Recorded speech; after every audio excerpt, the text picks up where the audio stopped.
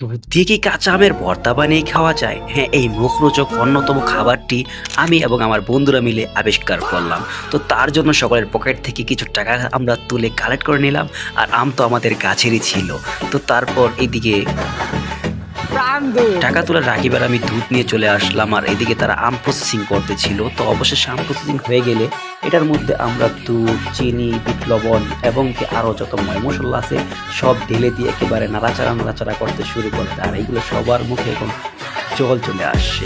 তো এইদিকে দেখতে পাচ্ছেন অবশেষে মাখা শুরু হয়ে গিয়েছে। আর যা হলো দেখেন অসহায় খাওয়াইনারা লবণ এনে কিছু এনে খাওয়া শুরু করছে খাওয়া কোরআন কারের। তো যতটুকু বুঝতে পারলাম আমি আর এদের সাথে খেলে আবার ভাগে পাবো না। তো তার জন্য যেটা করলাম, প্লেটে এক্সট্রা করে আমার খাবারটা আমি নিয়ে নিলাম, তারপর খাইতে শুরু করলাম।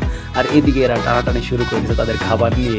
তো আমি তো আমার মন মতো করে খাইতেছিলাম, খুবই স্বাদ হয়েছিল। আপনার খাইতে চাইলে অবশ্যই কমেন্টে জানাই দিয়েন।